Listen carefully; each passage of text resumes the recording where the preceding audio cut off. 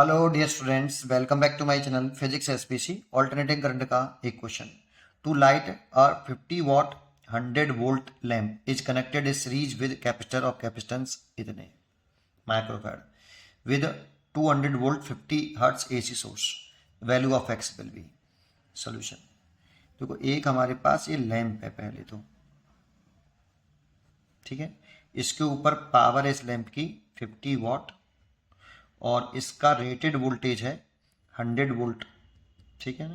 ये तो इसका रेजिस्टेंस निकाल सकते हैं हम और करंट भी निकाल सकते हैं कि कितने करंट पर ये ऑपरेट होती है लैंप। करंट निकाल सकते हैं। तो P बराबर वी आई से तो पहले करंट निकाल लो। P की वैल्यू 50 और V की वैल्यू 100 इंटू आई। तो यहाँ से ये कट गया तो I बराबर आ गया 1/2 एम्पियर। और V बराबर आई आर से कितना रजिस्टेंस है ये भी निकाल सकते हैं। V 100 वोल्ट है, करंट 1/2 है और रेजिस्टेंस जो है इसका लैंप का 200 ओम है, ठीक है। अब इसी लैंप को, ये जो आपका लैंप है, इसको किसी कैपेसिटर से जोड़ रहे हैं जिसका कैपेसिटेंस हमें दे रखा है C। ये दे रखा है 50 divided by pi root x microfarad और इसको किसी एक AC सोर्स से जोड़ा है ये, ठीक है। जो कितना वोल्टेज रखता है, VRMS वोल्टेज कुछ नहीं बोला तो ये VRMS वोल्टेज होगा, रूट मीन स्क्वायर वोल्टेज। जब कुछ नाम ना बताए तो रूट मीन स्क्वायर वोल्टेज दे रखा होता है। ये 200 वोल्ट है और इसकी फ्रीक्वेंसी 50 हर्ट्ज है, ठीक है। एसी सोर्स से जोड़ दिया। वैल्यू ऑफ एक्स पूछ रहा है कि इसमें जो एक्स है इसकी वैल्यू पूछ रहा है, ठीक है। तो देखो, जो एक्स सी होगा इसका रजिस्टेंस तो हमने निकाल लिया 200। इसका जो रजिस्टेंस होगा एक्स सी ओम, ये इंडक्ट कैपेसिटिव रिएक्टेंस एक्स सी, ये 1/ओमेगा सी होता है। तो 1/ओमेगा सी, तो 1/ओमेगा सी, तो ओमेगा की वैल्यू लिख सकते हैं हम 2πfc, ठीक है। तो चलो बाद में वैल्यू पुट कर लेंगे इसकी। पहले हमें क्या करना चाहिए, है ना। और हमसे इस x की वैल्यू पूछा है तो पहले हम IRMS निकालने के लिए पहले Z निकालते हैं बेटा। इसमें पहले IRMS कितना होगा पहले बताओ, सोचो। देखो, ये जो लैंप है वो कितनी करंट पर ऑपरेट होती है बेटा, ये 1/2 एम्पियर चाहिए होता है इससे चलने के लिए, है ना।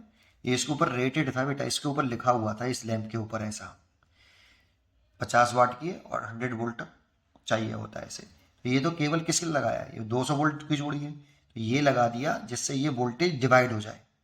इसको तो कितना वोल्टेज चाहिए, 100 वोल्ट चाहिए VRMS वोल्टेज, 100 वोल्टेज चाहिए इसको VRMS।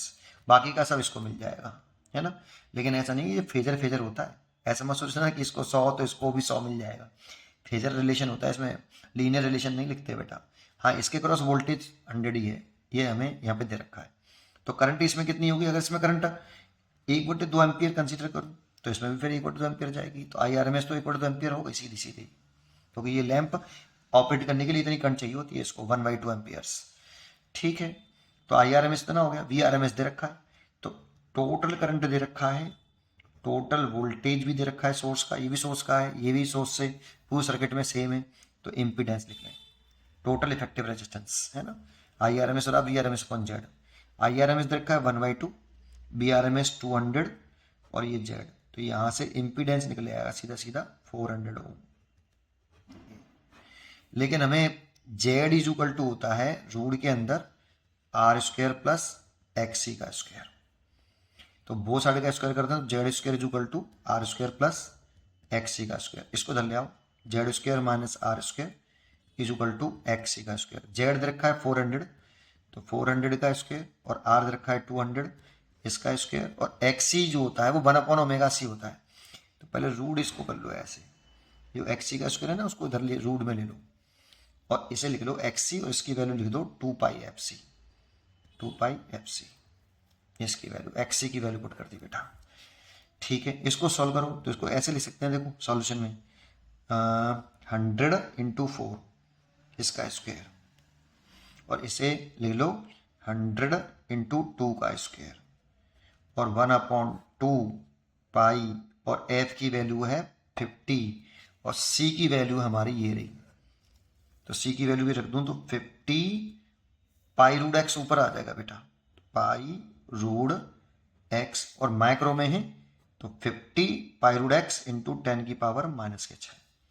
इसे मैंने पहले किस में चेंज कर लेना चाहिए, फैरड में, पाई रूट एक्स। ये पुट करनी चाहिए बेटा वैल्यू यहाँ। ठीक है, देखो अब इसमें 100 का स्क्वायर कॉमन आएगा तो 100 ही रहेगा। स्क्वायर कॉमन आया ना 100 का स्क्वायर, तो बाहर निकलेगा तो 100, नीचे 4 का स्क्वायर 16 और 2 का स्क्वायर 4। और देखो ये इस पाई से तो ये पाई कैंसिल हो जाएगा, इधर रूट एक्स ही रहने दूँ मैं इसको ऐसे, और नीचे देखो ये तो 100 हो गया, ये 100 हो गया, और ये 50 रहा, और ये 10 की पावर -6। इसका मल्टीप्लाई इसमें आएगा, तो नेक्स्ट पेज पे करके दिखाता हूँ। तो ये हो गया आपका 100 और ये हो जाएगा √12। देखो ये 1 0, ये 1 0 2 0 3 0, तो यहाँ से 10 की पावर -3 रह जाएंगे, और 5 इंटू 10 की पावर -3। ठीक है, और ये हो गया आपका इधर √x, ऐसे हो गया बेटा। अब 5 का ऐसा मल्टीप्लाई कर दूँ तो 500 हो जाएगा ऐसे, 5 का मल्टीप्लाई इसमें कर दें 500, और इसे लिख सकते हैं 2√3। 12 को 12 के फैक्टर करें तो ये 2√3 लिखा जा सकता है, और इंटू 10 की पावर -3, और ये √x। देखो इन दोनों का मल्टीप्लाई कर लें तो 1000 हो जाएगा, और 1000 प्लस का 10 की पावर 3 हो गए, और ये माइनस का ये कट गए बेटा दोनों, तो इधर बचा √3 और इधर बचा √x। तो वो साइड का स्क्वायर करें तो x बराबर 3, साफ x बराबर 3 आ गया।